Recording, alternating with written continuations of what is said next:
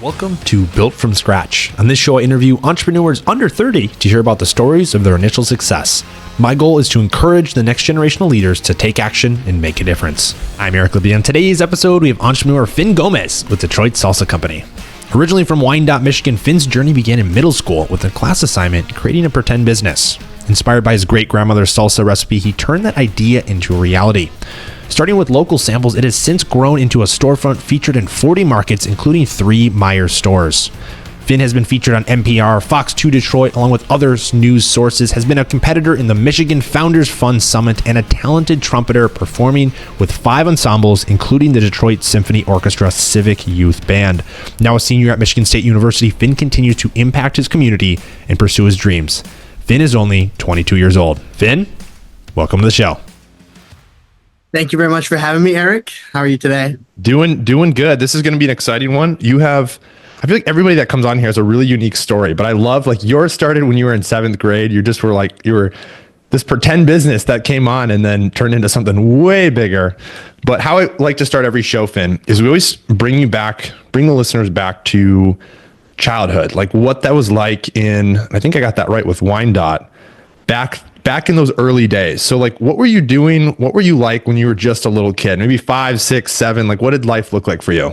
Well, you're gonna laugh because we've always done a little bit of entrepreneurship. My dad has been a huge part of that. I think at 5 years old, at that point, he was trying to convince us to grow worms to sell to fishermen. Okay. Right. So we started early, but 5-year-old Finn should have been playing soccer and doing kids Krav Maga. So no entrepreneurship yet, besides occasionally trying to influence to sell worms to fishermen. Crazy. So I've heard of Krav Maga before, but can you enlighten us? Because I'd say I could be wrong. Maybe 70% of people are not sure what that is. So please tell us. No, I'm gonna say like 90% of people are. Okay. Sure. All right. The martial arts fighting form that was okay. Got it.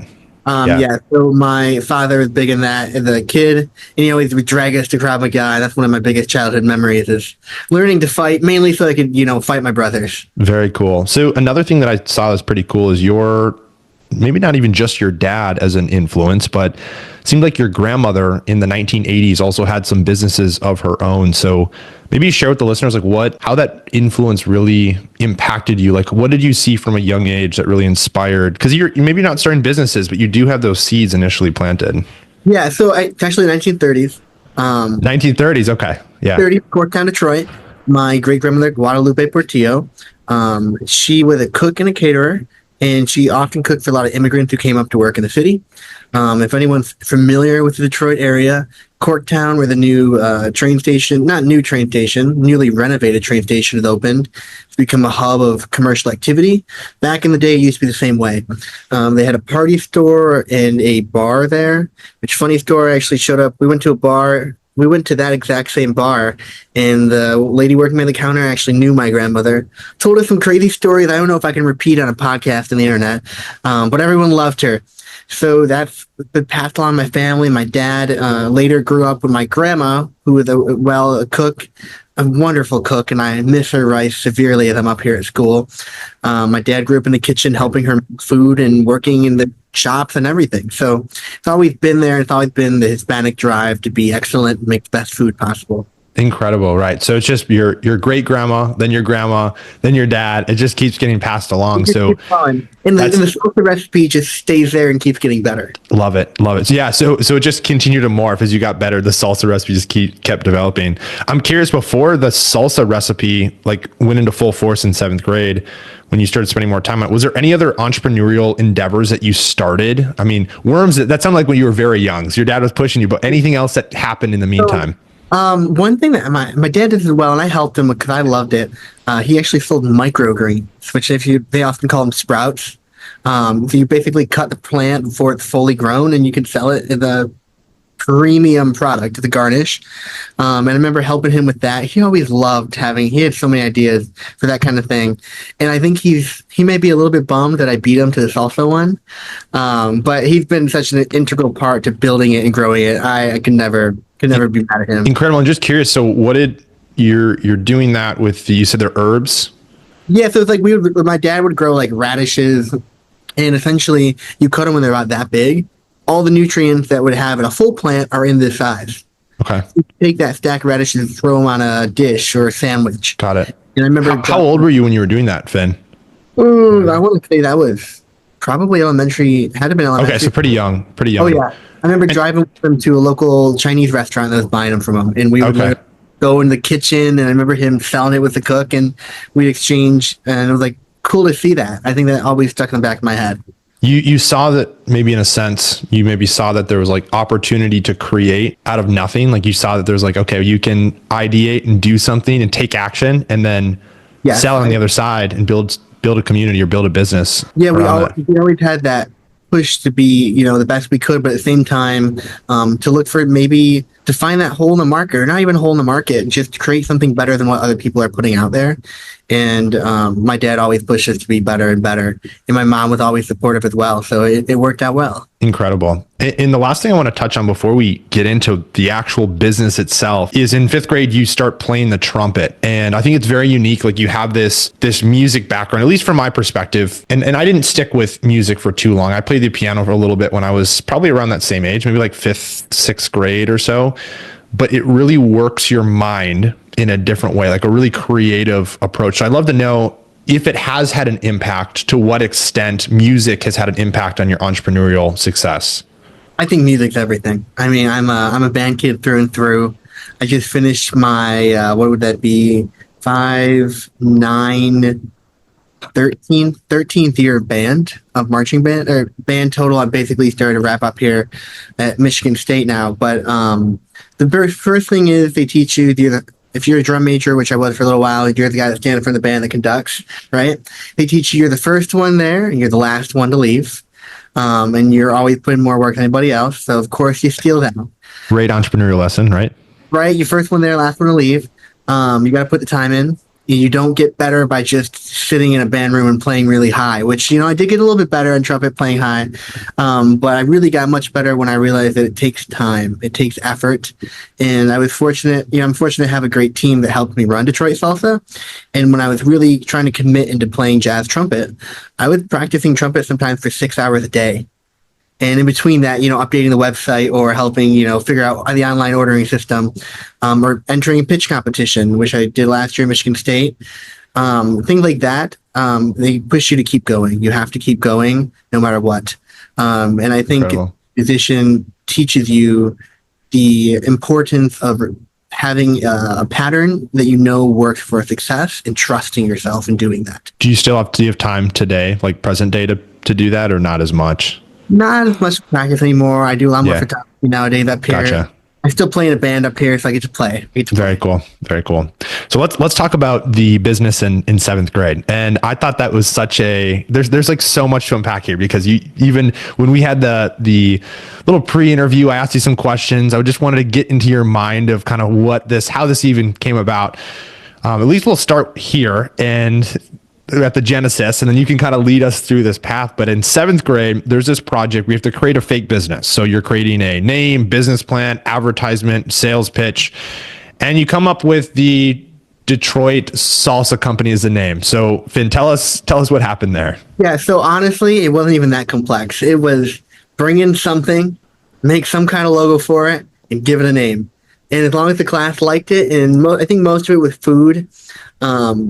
And usually if you brought food in, everyone loves you. So that helped.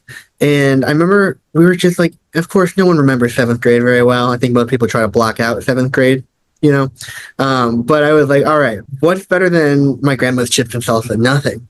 I also think I took in tamales, which are to die for, just much harder to make. We keep those to ourselves. The salsa, though, we took it in, and I was like, Detroit Salsa Company, we're close to Detroit. My family's from Detroit, from Southwest. And I was like, all right, let's see what happens. I never expected that to happen. So what happened next was everyone couldn't get enough of it. We ran out that day. And then it became, hey, do you think you could maybe bring in some more salsa for me next week, Finn? That was my teacher, Mrs. Lobb. I still see her today. She's a huge, huge part of my life and my drive for excellence. She's been an incredible mentor. And she likes to joke that, she had no involvement in it, or like she didn't do anything, but Mrs. Lobb is the reason we're here today. She pushes all of us to be the best we could ever be. And we have this incredible Detroit salsa like cube and displayed in our storefront from her. One of the best gifts we've ever gotten. It was just a snowball. I mean, you look back on it, you go, how did we do that? And I guess part of that is, we just did what we had to do. And one of the things you told me, Finn, was really cool is you started with like a teacher and then your class, and then from what I remember, some of the other teachers started to request, and then you'd be bringing salsa orders in for one teacher, and you'd have to hide that you were coming in. The worst feeling in the world when I go into school, I go, oh my gosh, I forgot her salsa. And then meanwhile, I'm carrying a tray of like 16 of them to another teacher. But I don't think most of the teachers realize this. What we would do is I would just walk in the teacher's lounge for it'd be like St. Patrick's Day or whatever. My mom's Irish, so we love St. Patrick's Day too. Fun fact, if you look at our logo, the guacamole salsa, the green on the container is the Irish green from the flag, and that's to represent her. And the red on the container is to represent the red and the Mexican flag. So that's how we showcase our family in the labels. Unfortunately, I don't have any of it to show you right here, but so St. Patrick's Day, I think, was the first time I did it. We walked in, we put a tray of 20 salsas in the staff lounge, and a bunch of chips. Teachers all ate it. And they're like, where did this come from? And once they found out it was me, they were like, hey, can I get more of that? How do we do it? And we just kept doing that and kept doing that. And I have to avoid teachers in the hallway sometimes, of course. When I forgot their order, I was taken in the side hallway. What was it? What was the genesis? How do you think of that was the strategy? Because that, I mean, at least my perspective, and maybe looking back, it's you're almost like Trojan horsing this into the teacher lounge, right? How did you come up with that idea?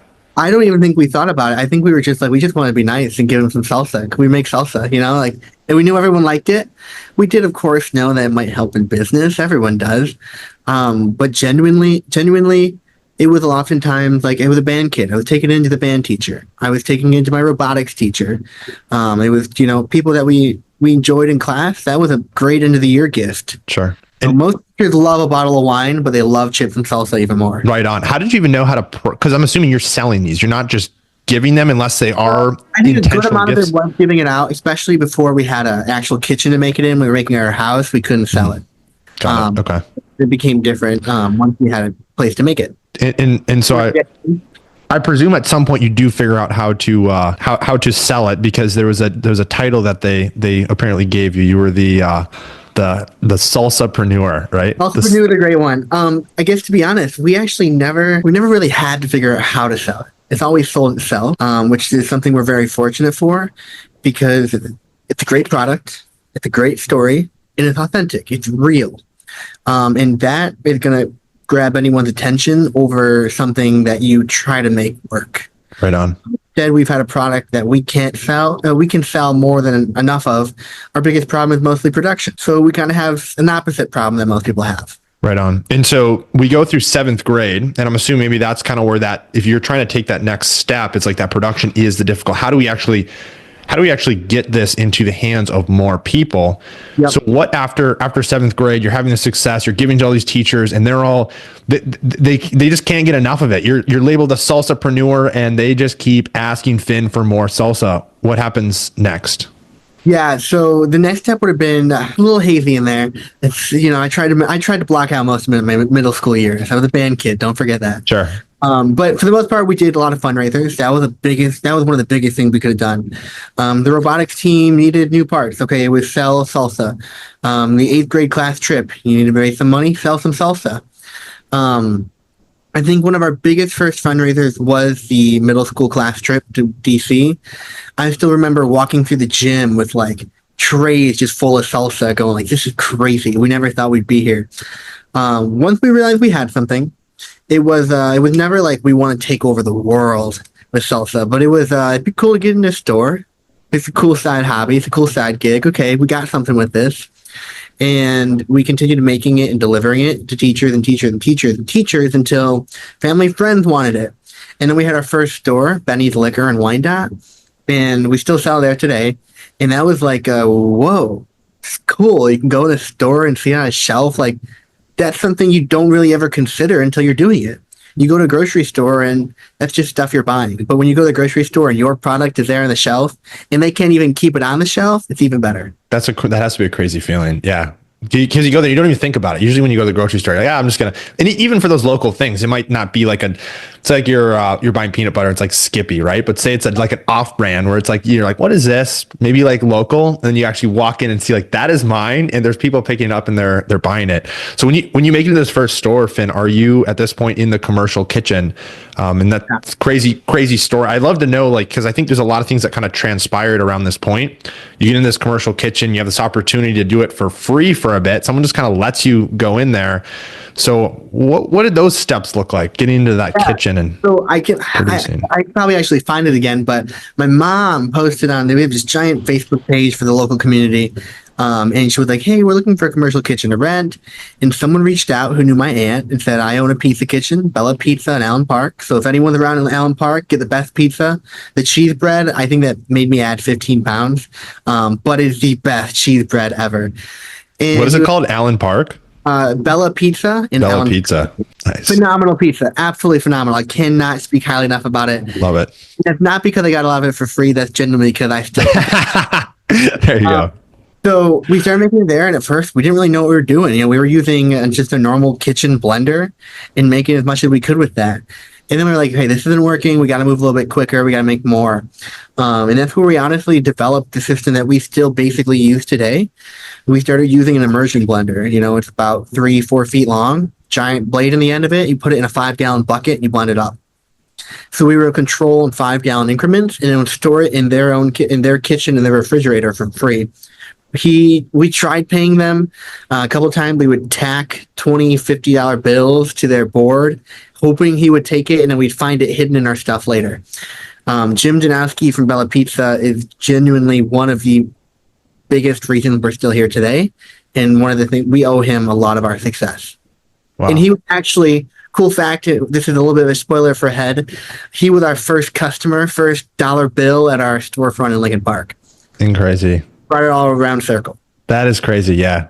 Full circle. But there's beauty in that. There's entrepreneurs helping entrepreneurs. So part of the story that I saw with him, Finn, was really cool is he's like, I was there once. I think he said like 30 years ago, I was there once. I know what it's like to start a business, and it's just, it's not easy. It's not easy. And if like the more people that are rooting for you, and if they feel as though you're genuine people, want to make a difference, it's like, we got to give those people the help because they came before us. And now it's like they're, in a sense, he said he was paying it forward, which I thought was like a really unique part of the story. He is a very, very, very, very special person in our lives, and he's been incredible to us. We owe him forever. And I still, anytime he comes to the store, it's like, just take the salsa, Jim. Just take the salsa. Just take it. You don't have to buy it. Take it and walk out. Free salsa for life. Wow, that's a great deal. Great deal. So you originally, and I'm just curious for those that maybe are, because I'm not in food, but it is like a really interesting thing to think, like you're making these originally in a kitchen. Like when you bring these to school, this just has to be like a plastic container, and then it iterates, and then you're like, okay, now we like large scale, like we can't do this anymore. So like you go from like just giving out to friends and family. What is like, how does the packaging or process really evolve? You obviously you're getting a blender more efficient. I mean, you had to have been humbled multiple times. So what was the biggest learning that you had there? I think we should start with the process, because I think that's a better story. If anyone is watching that has a Mexican grandmother, they know that they don't know what a measuring spoon is. They don't know what a cup is. They don't know anything. It is, this tastes good, more salt. Needs to be a little bit hotter, more jalapeno. Oh, now I need more salt. And then 10 minutes go by and it's a completely different salsa. You have no idea what she just did. So I still remember being in my kitchen at home, and we dragged my grandma to the house, and she was incredible for helping us figure it out. And like, listen, don't add anything unless you measure it. And I think it was at least 5-10 times I had to stop her. Don't do that. Let me write it down first. And she helped us lock in the recipe exactly where it needed to be. We still use that recipe today. We just scaled it up. But that you had somebody following grandma. You had somebody following her. She had the perfect recipe, but then somebody had to be there. I was locked in. If she went for the salt, I had to stop her, get the measuring spoon, have her do everything perfectly. I can totally see this. I feel like this would be a really funny scene. So you're here with a notepad, right? And you're watching grandma, and she's thinking, does she throw in the salt or not? And you're S-A. I'm waiting. I'm S-A-L. And then she's thinking about it. And then finally, there you go. All right. How many? Two tablespoons. Boom. Yep. So she definitely had She definitely had a way of cooking that I'm sure a lot of people can relate to, but it's very hard to make a consistent salsa out of if you're trying to do it on a larger scale. Right. Wow. Very cool. And I suppose on the other side with, I mean, getting into the stores, like I feel like that's has to be another major learning because they have much higher expectations than maybe just like a little mom and pop shop. And with Meijer, I mean, that's like next, that's for us equivalent is like I got to correct you with Meijer. Okay. We don't have them here. We don't have them here in Florida, but it's like equivalent to like a Publix from what I've heard. It's a similar vibe to Kroger, a little bit more a little bit more than what Kroger has, but much smaller chain. And the Midwest way of saying it is Meijer's. Meijer's. The end of everything, even though there's no S. So if you hear me say Meijer's, I mean that's Meijer's. what it is. Got it. Okay. So I think two things. I suppose one is that process on how you actually did get into the stores. Cause again, not an easy thing. There's millions of salsas. How did you get on the shelves? And then like maybe somebody that would be, cause this is really tailored to somebody that's starting a product, a new food that they're trying to get into a grocery store. Like what did you learn? What would you advise somebody to do to maybe get a better opportunity? Yeah. That's a great train of thought for me. I think the biggest thing for us was, and this is something that applies to other parts of my life, but you only know what you know. You can't do anything to change that, right? We're all born in different circumstances. We quickly realized that if consumer packaged goods, CPG product, it's not going to make you a lot of money from the get-go. It's just not the way that product works. You need scale to make money. And we also realized that we didn't want to bring anyone else in. We wanted to do this ourselves. We knew we had the ability to create something more than just our community. And we also realized that leveraging our community was the best way to do that. And when I say leveraging, I mean it in a way of we're a part of our community just as much as the community is part of our business. So with fundraising, that was mind-boggling, the amount of customers we still get today that go, I think I bought it back in like 2020 for a hockey fundraiser. And now here they are 5 years later, still coming to buy salsa from us in our storefront. I think word of mouth advertising, we've maybe last year spent $50 on Facebook ads, and it doesn't matter. We don't have to spend money on ads right now where we're at. Could we, and could we grow a lot from it? Absolutely. Is it necessary for us at the time? Probably not. Word of mouth is still our biggest method of customers. Night over day, it's ridiculous. The amount of people that come in and go, I bought it off of fundraiser. I bought it because my friend brought it to a party. It's a social dish. It's a social product. Most people don't eat chips and salsa alone, but if you do, I love you because you're my kind of person, right? I do the same thing. I'm terrible with it. I look up at I look down at the container. I look up. I look down, and it's gone. Yeah, that is my fatal flaw. But in terms of building your business, we went slowly. I like to pull the business ahead. My dad, who's a great business partner, likes to pull us a little bit backwards. Not in terms of progress, but keeping us moving at a good pace. So we get to move like this instead of just like that. And when you do that, you're able to build a foundation underneath of you that you know is strong enough to do whatever you need to do.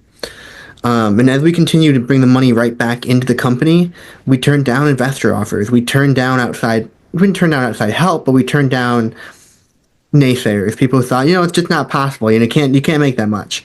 And we also realized things had to be more efficient. Things had to be better. Our containers had to be cheaper. They had to be, but at the same time, they had to be just as better, just as good in terms of the last one that we had. I'll never forget the very first, very critical review we had with our container. It was too hard to open for an elderly man, and we felt horrible. We were like, oh my gosh.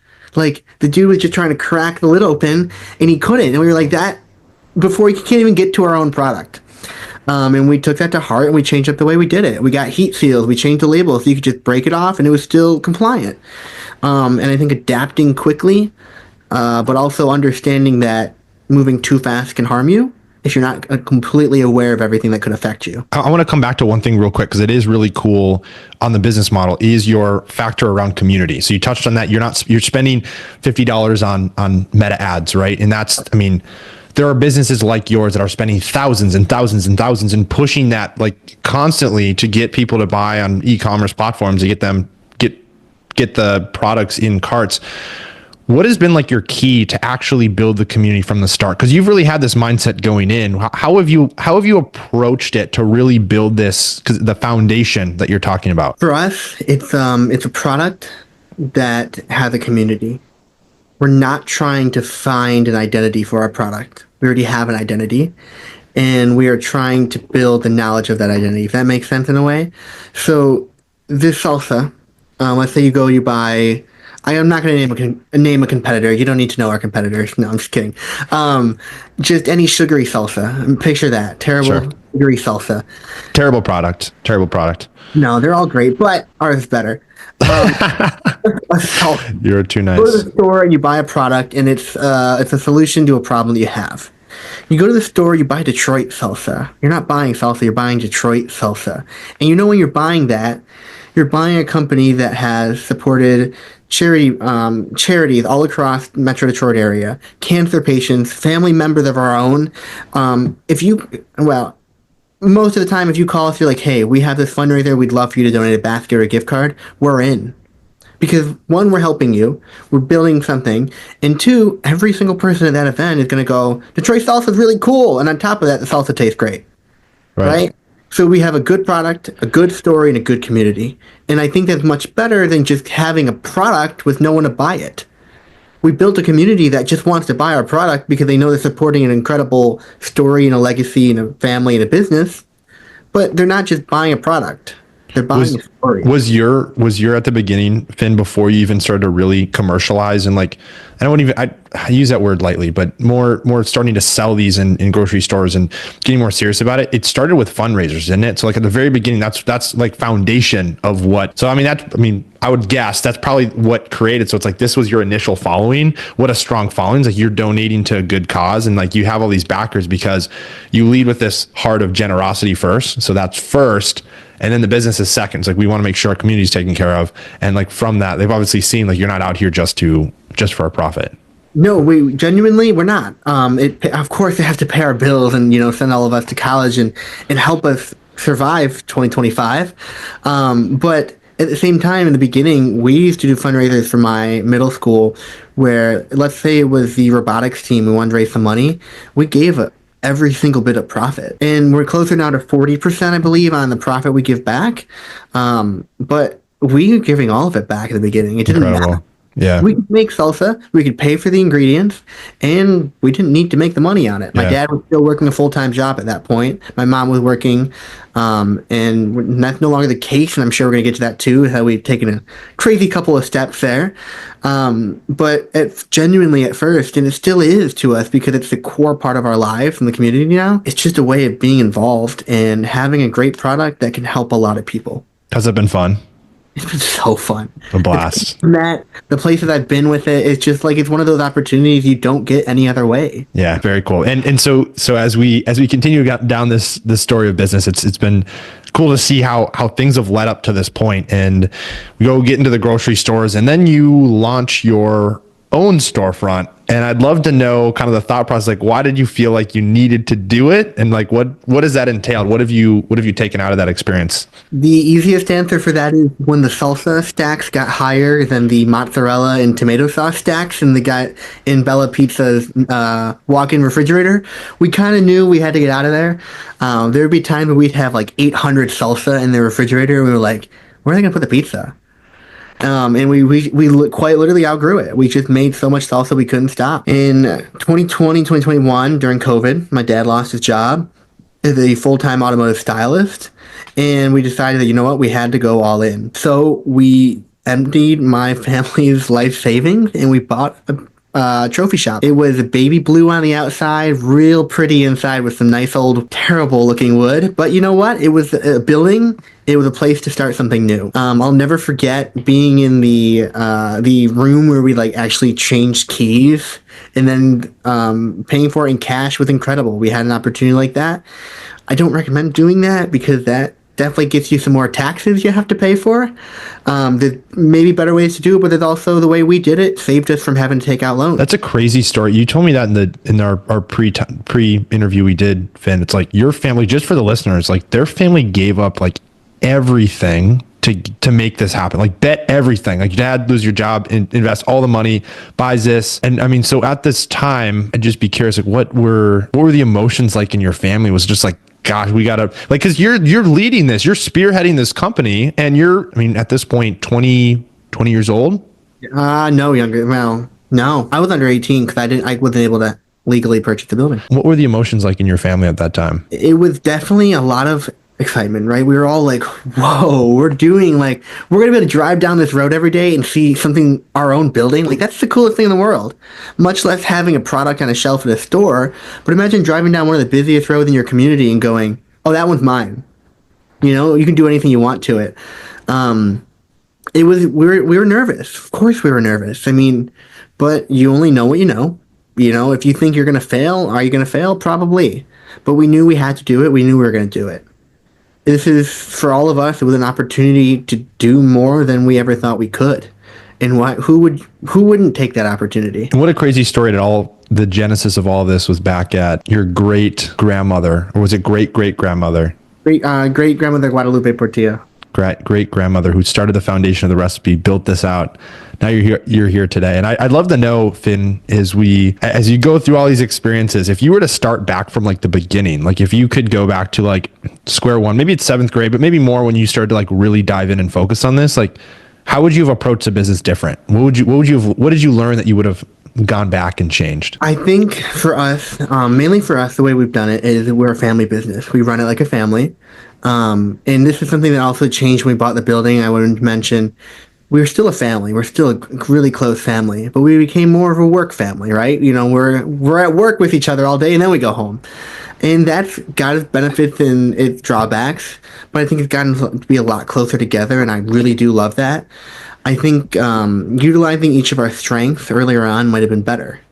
Where at a certain time we were trying to figure out what we could each do better, right? And when you figure out what you're really good at, I have an ability to create identity and to create a sense of not only purpose, but you're able to connect to the things that I'm able to put together. So we've helped guide Detroit Salsa have an identity to where it's not just a salsa.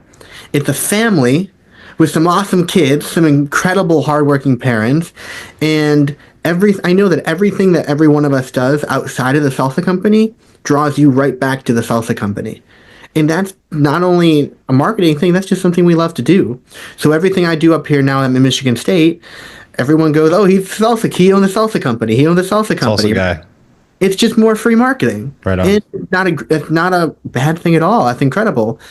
So every time I'm involved in the community, mostly just because I love doing it and who I was raised to be, we're also helping create and establish an identity for our brand. Huge. So you just say like going back is just understanding maybe at a little earlier point is like how to actually separate roles better, and like really you press into that creative identity side where maybe your dad's maybe more operations or something like that. I don't think we would do anything differently in terms of what we've done. I think there's more things we could be more efficient at. That's always something you can be better at, is just being more efficient, understanding the complexities of your business. And the biggest thing that I learned here at Michigan State was I was able to step away from the daily part of the business for a little while. And for me, that kind of changed the way I looked at the business. It was no longer, okay, we got this market tomorrow, that market tomorrow, this fundraiser is going to pick up tomorrow at 3 p.m. And then, right, you're able to stop doing that and go, okay, this is how many we sold this year. This is what we sold the year before. This is how we're going to grow the next year. Right. What do we do to properly continue this business? And that is what I think is my biggest advantage of being able to be up here at school. I'm able to look at the business from an outside perspective, which is really, really, really hard to do when it consumes your life. So if I had to do it again, it'd be finding a way to step outside of it earlier. And honestly, what you just touched on is a perfect transition into your MSU days. And so now in 2021 is when you started MSU, and you come now your senior year. And full-time student, you're going to stick it out to the end. You're going to finish school and get it done. It gets harder every day, I won't lie. lot of activities that you're doing while you're there. And I mean, while this is happening with school in 2023, you go into a pitch competition, you tell the judges that you had 65,000 units pushed that you sold that year. And then in 2024, getting above over 100,000 with 5 employees. And I mean, I just want to know, like, how do you do that? And you're at one point working on music and then photography and classes and friendships. Like, how do you put that all together? How do you conceptually think about this? I don't do it alone. And if anyone tells you they do, they're not doing it right, or they're not telling the truth. This would not be here without my dad, Ray, my mom, Jennifer, my twin brother, Riley, and my little brother, Rowan. My grandmother. We have so many people who are willing to help us. And that is what I think kept us all sane for the most part, too. But you have to find your people. You have to find what everyone is good at, because that obviously makes a whole difference. If you're not doing something you don't love, what's the point of it? And when you realize that some people are better at other things than other people are, use those strengths. And if you are doing it alone, see what kind of team you can build. See what you already have and what you can leverage to work for you. And for us, that was just seeing what the family can do and what they're willing to help us with. But also on top of that, the community has become our family, because every single day there's people out there trying our salsa and buying it. And then they're telling their friends and family to buy it. They're helping. Because it's a good salsa, but it's a good story, and we're a part of our community. Right on. Yeah. And I just like, what is, like, on the tactical side, what does it look like when you come into a week? Like, how are you planning it to make sure that you can be active available for your family? You're not just like, all right, I got a bunch of stuff school wise, like, you guys take care of this, and the same vice versa. Like, all right, I'm going to go work on the business. Like, how do you actually think about, do you structure out your days? Are you very rigid with your schedule, very flexible with your schedule? Like, how do you think about it? I am not as good with my schedule as I'd like to be. I had a better system a couple of years ago, and I'm getting, if you get that at the end of college, you're like, oh, okay, I got class again. Sure. But I genuinely, I have an incredible family that likes to help me do it. I think having more flexibility than you need helps, because when something goes wrong, I'm able to do it, right? I'm not locking myself down into one thing. But at any given time, like, I'll get a text, hey, we need the website changed for this, and this. I got it. I'll get to that. And I'm able to do that when I have the time to do that. And it's usually like a day later or two, right? Sometimes things take time. I think that's another thing that's really important to talk about. You need time to do things. Nothing happens overnight. As much as I always want it to, it just doesn't. And then in terms of doing everything else up here, the nice thing is we have breaks. I get to go home. Weekends are a great time for this kind of thing. I do a lot of my statistics for the business and how we're doing, how many salsas we've sold, the cost of salsa. Maybe I'm up until 1 or 2 in the morning doing that sometimes, but that's just what happens. But I've also been able to build a couple systems that help me, using free things like Google Forms, Google Sheets, that allows us to track almost everything we do. So I think utilizing what we have to our best of our advantage. So, Finn, obviously, I would assume, given that you did finish your 4 years at MSU, I mean, you're not quite done, but not quite done. Unfortunately, I have 1 more year, but almost there. And so I would guess that the college experience has been well worth it for you. And I just love to know what advice would you give to the entrepreneur that's like on the fence, they're thinking about it. Maybe they want to start a business, or they already have a business and they're like, I don't know if this school thing's for me. Ultimately, I think maybe would it be helpful to hear is, what have you taken out of school as an entrepreneur? Yep. Easily, the first thing I want to say is, I don't have an answer for you if it's good, if it's worth it or not for you to go to college. Because I don't know myself yet, right? I still haven't made it that far. Still figuring it out every single day. I do know that for me, college has changed who I am and allowed me to find my own identity, my own person, and to meet people that I never would have met. Figure out skills I didn't even know I had. And I had someone once tell me, when I was wanting to be more of a musician, you can't have a backup plan. You can only do one thing. And that's really good. I didn't like that. I think that having the ability to adapt and do different things is one of the most important skills someone can have. If you can't do your thing, whatever your thing is, for the rest of your life, let's say you break your hand and you wanted to be a musician, how are you going to do that? You have to have another skill. I think that's important to me. It's who I am. I think you have to be able to do more than one thing. I couldn't play the trumpet if I broke my right hand. I'd be trying with my left hand, and that wouldn't work out too well. There's so many things like that where you never know what's going to happen to you. You never know what's going to happen to your family, your business, nothing. So you don't have an idea. If you have the ability to go to a university, a college where you can find other people who are similar to you, which is something I also never found at Downriver. And that's no fault of Downriver, which is the area where Wyandotte is. We call it Downriver for all you non-Michiganders. I've never heard of it, but perfect. I would say that's like a collection of like 13 cities. You're never going to meet people like you or have similar interests like you unless you get away and you go somewhere different. Like I said about your business, taking a step out, having a different perspective is one of the most important things I've learned here. I've one of my friends here who used to sell coins and now he's launching a company that like is killing it, and I don't know if I'm allowed to talk about it. He's doing so good in his brand deals. I met another entrepreneur here who started a candy company when she was a child with her father, and now she's like the biggest candy seller of that kind in the country, in the world even. I think on Amazon. It's crazy, right? I would have met these people. And they're the coolest kids in the world. They're just enjoying college like I am, too. I've also had the chance to meet an incredible mentor, Dave Zilko, who founded Garden Fresh, which a lot of people have probably heard of. Sold for like $231 million to Campbell Soup Company. And just being in Michigan State, they were like, hey, we got this alumni. He started a company. You might have heard of it. And I was like, yeah, I've heard of Garden Fresh. Perfect for you. I mean, that's like that's like completely overlapping pretty much. Within, I think, a week of being in the program here, we have an incredible entrepreneurship program here called the Burgess Entrepreneurship Institute.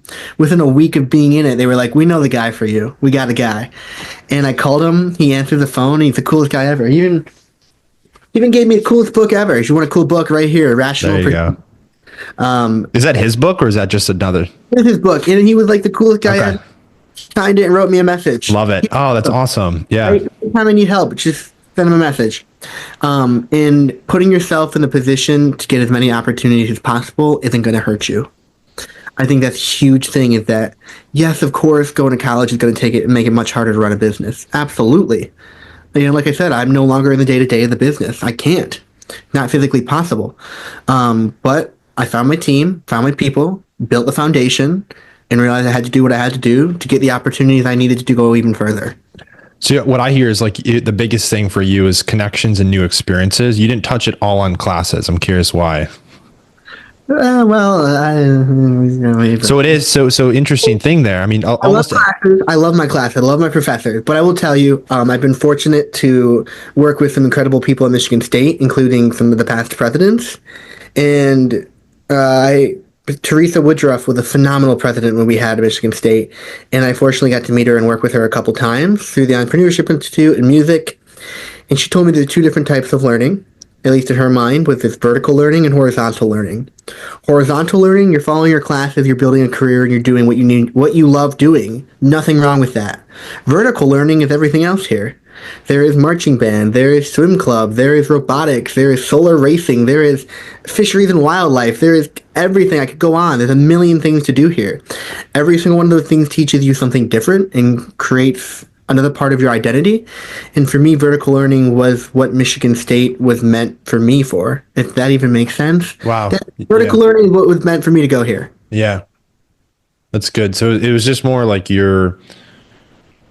the different perspectives, and I'm sure a lot of people too. I mean, the diversity in thought when you come to a university like that, where it's just everybody thinks so differently.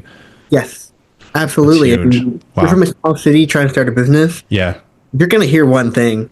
That's all you're going to hear. Right. You're going to probably think it's the right thing. But you go to a university with 50,000 people, one of the largest campuses in the country, the only thing you're going to hear is you're doing it wrong or you're doing it right. You need to do it this way, do it that way, and that only helps you. Right. That makes sure that your inner monologue is confident in what you're doing. Right on. So it's a wider bands. Like you just expand just curious, how big was your city that you lived in growing up? Wyandotte was 25,000 people. Okay. So the student body of MSU was bigger than your city. It was double. Incredible. Yeah. And the connection is like a couple 100,000 or a million outside of that. So like, wow. I need someone for something, someone knows how to get me to that person. That's incredible. I'd love to go in because this is an important important chapter of the podcast that we go through is like the personal experience that you've gone through, like the mental battles, maybe emotional battles. And I want to start first with just the hardest experience that you've had to go through as an entrepreneur. If you can reflect back over the past few years, what experience did you go through that just really refined you as a person? I don't think there's one tipping point. I think I've been fortunate and unfortunate in many circumstances. I have a way of finding the good in everything. One of the biggest things that pushed me to grow myself individually is my hearing loss. So I have bilateral sensorineural hearing loss, which basically means I can't hear. I can hear pretty well, but my left ear, if I cover my right ear, I'm not going to hear you. I wear hearing aids, and part of that was working as an advocate for hearing loss, especially teenage hearing loss around the country and the world, through an incredible partnership. That got me speaking opportunity. That got me the ability to learn more about myself and people like me. And I think using those skills to recognize that we are all different, right? And just because something is different doesn't make it bad. It's just different. In the simplest term of that, if you don't like Chinese food, it's not bad food. It's just different from your burger and pizza every day, right? It's just different. And I think a lot of that, a lot of my involvement in advocacy work for hearing loss has helped me to see more that it's just different. Not bad, not better. It's just different. And that also made me like a lot more different food too. So that's there you go. There's a really nice bonus. There's a positive. Yeah, love it. Yeah. So I like to say the entrepreneurial roller coaster, we got the highs and we got the lows, right? And so you even said there's not one specific moment that you can attribute it to, but there are seasons we go through. Like it's inevitable as human beings in general, but as entrepreneurs, we experience it to a good degree because we're the one that has to honestly be the brute that has to go down and then come back up, and we're thrown all over the place. So I'd love to know, what do you do when things are going very well, and then how do you get through the moments when things you're not on top of it, you're down and out, and you try and get yourself back up to the top? So let's start on what you're doing when things are going well. What actions are you actually taking?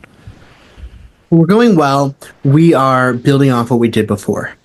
We're able to recognize what worked and what didn't work, and we can push forward on the things that do work the best. That ability to think critically of what you're actually doing, I think, is one of the most important things. And that's what I've learned from being able to step backwards and look at the company from the outside. You're able to recognize patterns, things that you're not doing, things that you're doing you don't even realize you're doing is a big thing. Are you consistently spending more money because it's more convenient to do that? Are you consistently going out to eat too much? Yes, absolutely we were. And we recognized those patterns and those problems, and we started to realize how we could fix those, which is, we're not ordering food anymore. We're making meals more. That was a big one for us, right? We got to the point where we were so busy.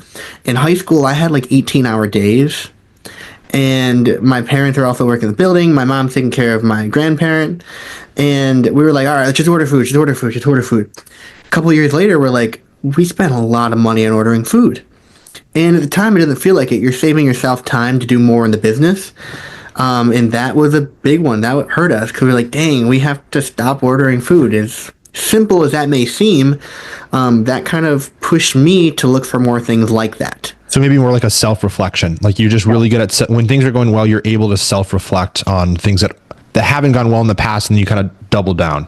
Because you only know what you know. You don't know what you know. And if you don't know what you don't know, what are you going to be able to do? Right on. So when you're going really well, you have to look at, okay, what did I do to get here? What are we doing better at this point? And for maybe some of the biggest times where I was I got invited to pitch in Detroit at the Michigan Tech Founders Fund. That was really cool. That was an incredible opportunity. And I realized at the time, I was putting together pitch decks. I was analyzing every sale. I was analyzing every container we purchased to put together how many we sold. I was analyzing all of our markets, how they were doing, tracking everything. Shocker, it was working, right? And that allowed me to build another foundation. But then, of course, you have at your worst, right? And that's where your team comes in. We realize that maybe something isn't working, and you don't want to stop doing it because you love doing it. Whereas we recently had a couple stores stop carrying our guacamole salsa because of prices. It's more expensive. Guacamole is expensive.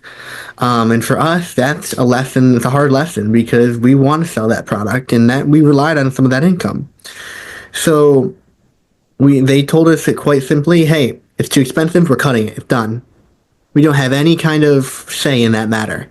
That was a hard lesson for us because we realized it was out of our hands. And as a business owner, that's the last thing you want to hear. So for us, it taught us, one, you can't have all your eggs in one basket. You can't rely on something to happen that might not actually happen, and you have to have the ability to adapt. It's a big one. I think that second one is huge. You can't rely. You can't just say this is, oh, it's a sure thing. We got this. We've already won. Hasn't happened yet. You don't know. No, because then you end up buying a building during the middle of COVID. Right. Yeah. Too much salsa, and then you end up eating a lot of salsa too, and it's a giant spiral. A whole mess. But it's a good mess. So you coming into the future, Finn, as we look to the maybe the 1 year, the 10, 20, 30-year vision out, I would love to know, what does Finn look like at the top? Like, you've achieved the vision that you set out to go. Like, I look back on my life and I was the person that I wanted to be. And then 2, what does it look like for Detroit Salsa Company? That's kind of the best part. We don't know, right? We don't know what we don't know, and that's something that I will live and die by. Oh, it for sure will change. It for sure will change. Where are we at today? We have goals. I promise you. I think the biggest thing for us is we want to put ourselves and our family and the people who have helped us in a position where they don't have to worry about things, right? And that sounds ambiguous, because it is. We don't know what that's going to look like. Most people don't know what that looks like in 2025 or 2015, right? So I know that we want to continue what we're doing. We want to continue to build the foundations for success that we have now. We want to understand what we're doing and why we're doing it and how it helps us or harms us. And we also want to have the ability for all of us to step out and look at the business from an outside perspective, right? So whether that means a co-packager, a distribution company, we definitely will have to look towards those things. Right now, we're making it all and delivering it all of ourselves. That's a lot of our time and a lot of our business and a lot of our money, but at the same time, that's saving us a lot of money. There's also, every time we go to a market, we're making new connections. One of my favorite things I've ever done, and we were at a store in Detroit, and I had a Detroit Salsa Company shirt on, and I had a jacket over that, but it was unzipped at the time. And there was a lady looking at the shelves at all the salsas in this store, a Hispanic store. So there was like 10 different brands, and I zipped up my jacket and I walked over I heard really good things about that salsa right there, that Detroit Salsa Company. I've heard it's fantastic. It's like a cool family business. She goes, "Oh, really? Okay, I'll have to give it a try." No way. Did she buy it? She bought it. She walked out with it. And I want to continue to do things like that, because it's great. if she ever went and looked it up, she's going to see a picture of me. Yeah. And she's going to laugh her. I'm not sure if I'm allowed to swear. She's going to laugh her, off. And that's really fun for me. But on top of that, every time I go out and do a salsa sampling, it's something we do a lot, which is another big contributor to our success, fundraisers and samplings. I'm notorious for this. I'll be in a grocery store. I'm standing in this weird corner. I got a table with containers of salsa out. Nothing better than a free grocery store snack, right? But there's always someone that has to say no. And that kills me. It absolutely kills me when someone says no, they don't want to try free salsa. Because if I go to Costco or Sam's Club and there's salsa out or free sample, I'm going to eat that free sample. Right. And I hope you will too, Eric. The best part is I stand there and I get really bored and I go, all right, what's in his cart? All right, he's got Tide Pods, Kleenex, and Mandarin Oranges. And I will yell from across the hallway, "Hey, you want to try a free sample? It goes really, really well with Mandarin Oranges." And I kid you not, 90% of the time, they actually stop the cart. They look at their cart. They look at me. Then they look at you. They go, "What the hell did you just say?" It goes really well with oranges. I haven't tried it, but I've heard really good things. And next thing you know, they're over here trying. They're coming over. That's the great hook. So you got them in. They realized they did that. Then you're yelling. How many feet between you guys? Is there there's 100 feet, 30 yards across the store? Usually you got to catch them in the tight corner aisles, sure. Where they can't get away from you. Yeah. Because you can make that awkward eye contact. Then they have to. Then they have to come in. Yeah. Yeah. Still have a beautiful baby face, I like to think. So they're like, "Oh, I can't say no to this poor kid." And then I tell them the story. I tell them the truth. I started it in 7th grade, my great-grandma's recipe. We don't add any preservatives. We don't add any sugars. Made fresh every single day. And they're like, why wouldn't I want to try this product and buy it? Yeah. Last time I did a sampling, I sold out of all the salsa that we brought for the entire 2 weeks in one sampling. Wow. And we had to rush to get more up there. Right. So when you look at that long-term vision, then is it in grocery stores all around the country? You have places where you can make fresh. We love to have it everywhere. That's something we struggle with because we don't want to add preservatives. We don't want to make it overly complex. So what does that look like for us? That's either we find a very efficient distribution method. We have production facilities across the country. We have who knows what. That gets expensive. And those things are hard to look at when you're running a business day to day. But one of the strongest values you have is you don't want to put preservatives. Like you're going to keep that natural. No, I want to make it it's if you go to the store and you buy a salsa, it's gonna be a store bought salsa. You go to the store and you buy our salsa, you're buying Detroit salsa. Yeah. You're buying something real. You're buying something that's made the same way since at least the 1930s, same recipe. I know that someone in the 1930s had salsa with, may not have been identical, of course, because like I said, no Mexican grandmother knows how to measure anything, but that flavor and that taste has been there since day one. And we've been able to say that we're still doing that. That is, I've never heard of anyone else doing that. Incredible. We're going to finish how we end every episode here, Finn. It's with the quote that means the most to you. I'm going to read that quote, and I want you to tell us what that quote means to you and what the next generation can take this quote as a means to make a big difference in the world we live in today. So the quote goes, "Keep going no matter what, Reginald S. Lewis." Go ahead, Finn. Lewis. To me, it's like I said, I will live and die by this. You don't know what you don't know. And if you don't try, you'll never know. So everything we've done has been a leap of faith. Everything we ever will do will probably be a leap of faith. And we also know that building a foundation for success is one of the most important things we can do. Understanding why we're doing what we can do is important. But at the same time, you just got to do it. You just got to do it, right? No one was telling us, hey, you should buy a building. Hey, you should make more salsa. Hey, you should change your labels out. Hey, you should find someone cheaper for that. A lot of times by necessity, of course, right? You got to survive. And then there's also that part of your brain going, hey, maybe we could do that. Would it be so bad if we bought a building? That could be kind of cool. And then you think about it more and you develop that system of trusting yourself. And I think that part of that quote is being able to trust yourself and know that what you're doing, you may be absolutely scared shitless. And I promise you, there's been many a time when we are just terrified. Imagine my parents, they can't tell their kid no, right? And the kid like, let's buy a building, I can't imagine the time they've had and the ups and downs they've had as well. And it's phenomenal to be a part of that. So I think for me, what I want to accomplish, what I want to help my family accomplish, my business accomplish, creating systems that allow you to succeed in a way that means the most to you and the people that you support, it's more important than any number, statistic, or data. If you're doing what you want to do and what you know you can accomplish, push yourself a little bit further and keep doing it. Everybody, that's Finn with Detroit Salsa Company. Finn, where do you want the audience to get in touch with you today? DetroitSalsa.com. If you're on Facebook, Detroit Salsa Co. there. You can Google my name. There's another Finn Gomez. I'm just the younger one. But just reach out if you have questions. You want to hear more about our story. You want to have a call. Let me know. It's pretty easy to get a hold of me. I also do a bunch of photography stuff. So there's Perfect. All that. You'll find me there. DetroitSalsa.com. You'll find our information there. And Facebook, we have a lot more fun on Facebook. We like to keep it funky and family oriented sometimes. Incredible. Ben, thanks for the time today. Eric, thank you so much for having me. This was incredible.